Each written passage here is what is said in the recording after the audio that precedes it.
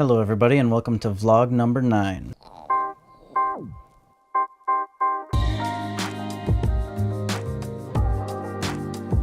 Today I want to talk about the 5 things that motivate me the most. Number 5, YouTube and Instagram. About a year ago, when I first got my camera in October 15th, I hadn't owned a camera before then, and so I challenged myself to post a photo every day and be able to share them out to people to get criticism, likes, and just mainly to push myself to actually create something on a consistent basis. I found out at the beginning of kind of that challenge to myself, I was posting a lot of the same photos. I thought to myself, wow, Taylor, your feed kind of looks amateur. You should probably start learning some new techniques, push yourself. Another thing about Instagram that really motivates me is just all of the access to the different types of content you have out there. It really motivates me to think in different perspectives based on the other things I'm seeing. As far as YouTube goes, I watch a lot of tutorials, 3 to 10 tutorials a week. We have all of this digital content on YouTube. Being able to apply those concepts directly in the now.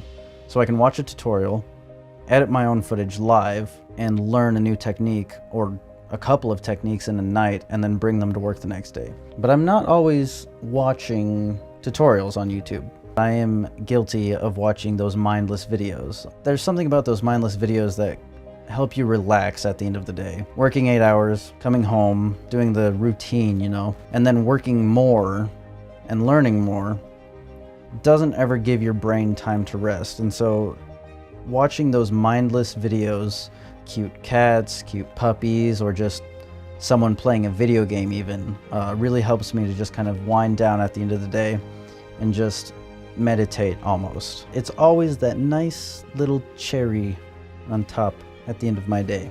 Number 4, music. Music motivates me in ways that I can't even put into words. Whether it's starting my day off with a happy song or editing to kind of ambient music to kind of push myself to edit faster, which has been proven to increase my editing speeds probably about 3 times. Music just has that magic about it of taking all of your emotional strings and just being able to bend them in whatever way it wants to.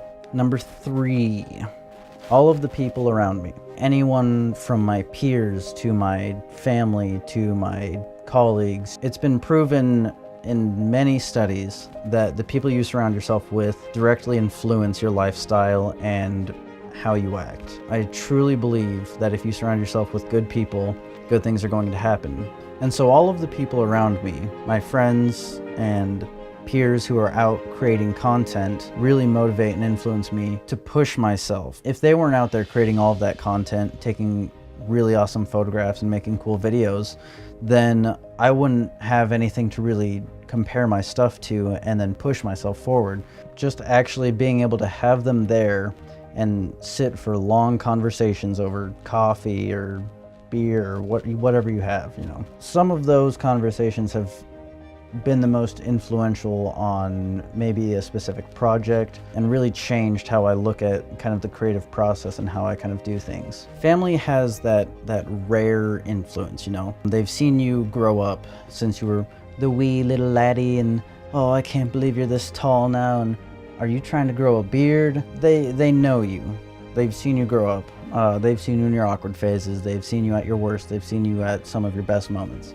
Just knowing you can always go back to them for support, reassurance, or just advice. And I really value that about family. Number 2, risk.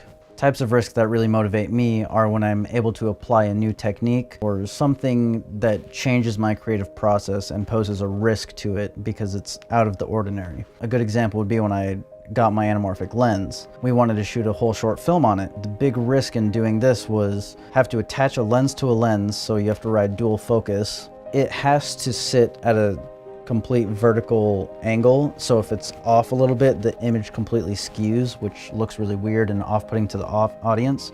And so I'm always trying to push to use different things when they can be applied properly. I'm not gonna use a slider just because, oh, let's get a cool slide here because it'll look cool. Kind of using and knowing when to use your tools. Number 1, the most motivating and inspiring thing, and that is nature.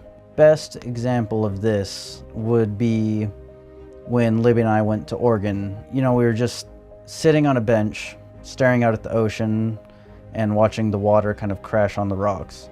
We didn't even need to say anything. You know, we sat on the bench for probably 5 to 10 minutes and we just kind of took it in and meditated in our own ways.